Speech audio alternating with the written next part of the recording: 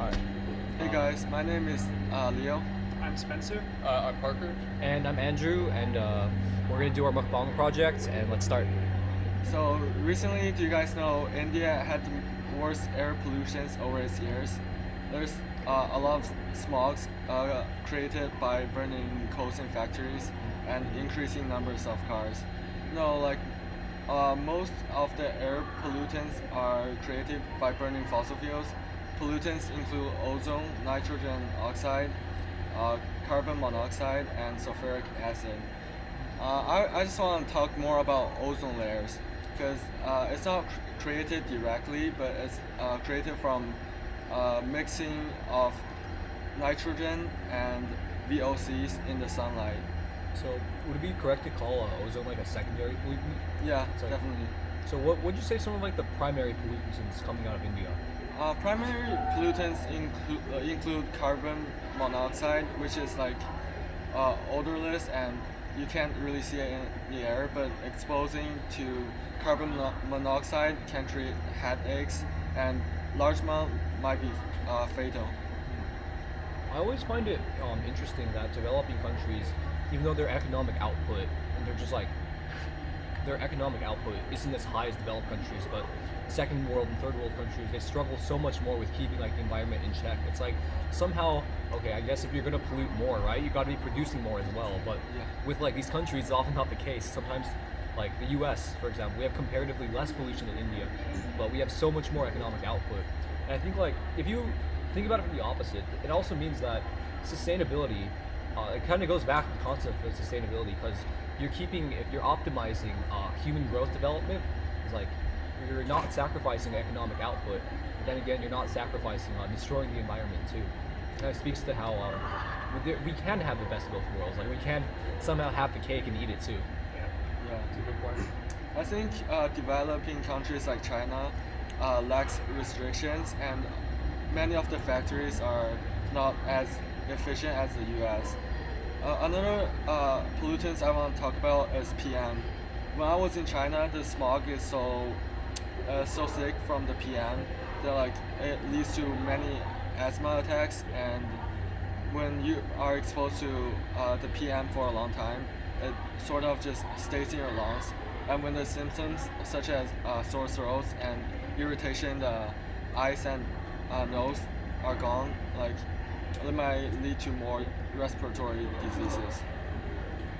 And the ozone in polar areas, ozone depletions can lead to melting glaciers and a lot of animal extinctions. Oh yeah. Speaking of extinctions and animal endangerment, surprisingly, when humans through anthropogenic climate change, when we encroach upon other habitats, sometimes the animals to be affected the most are apex predators or just megafauna in general. They don't have to be big meat eaters and stuff. So you see animals like elephants, tigers, lions, orcas, and polar bears too. They're all at the top of their respective ecosystems. And the reasons that they're affected most by human-caused climate change is because they're often in contact with humans the most. They often compete, take up just as, if not more, resources than humans. So they're in direct competition with us, and we're really powerful, so we outcompete them. In fact, right now, we're probably living in the 6th mass extinction event, and that's not caused by some crazy asteroid or a buildup of toxins in the atmosphere. Unlike the mass extinctions from millions of years ago, it's caused entirely by human activities. I find that just kind of strange yet scary because we like to think ourselves we're benevolent, right? We make our lives better for us through our technological advancements, but we're also destroying the earth. We're destroying the earth, and we have to keep in mind that we're kind of sharing this planet with animals too, other animals too, right?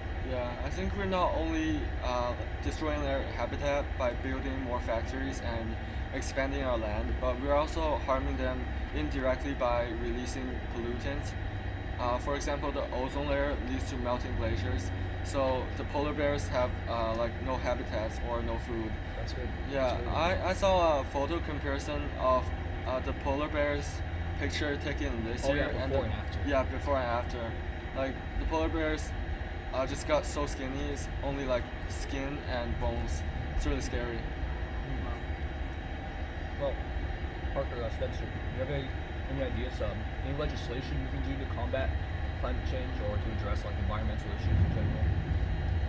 Well, there's a lot of Clean Air Acts already in effect, but I mean, at this point, it's not so much about adding new legislation. It's about doing a better job of like executing the legislation that we have, because there's like a lot of sustainable solutions that we already have, but you know, we don't do a very good job of actually doing them. So, yeah. Give like more specific examples. Like I think we were talking earlier about scrubbers in factories, right?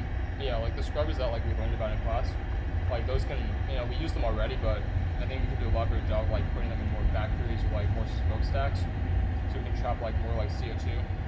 And a lot of companies like already use like windmills and like they already try to harvest like renewable energy from like water or the sun or something like that. Yeah.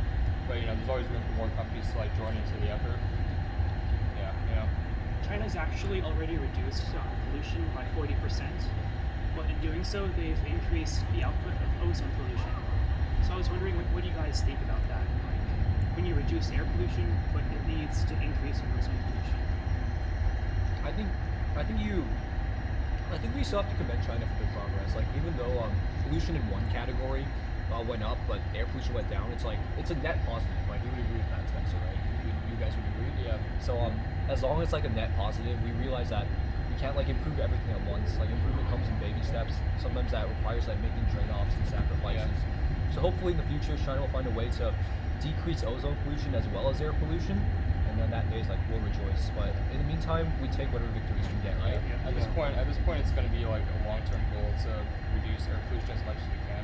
We can't just do it like within like the next few years. Yeah, and remember when we do this, we don't just do this for ourselves. We do this for the animals too. Like millions of animals worldwide put in danger by anthropogenic activities. Like we have the habitats destroyed, have the food sources and depleted. We owe it to them too, as much as we owe it to ourselves and the next generation down the line. So that's the end of our mukbang, and I'm Andrew again. Parker. Spencer? I'm Leo. And this is the end of our mukbang. Thank you so much for watching.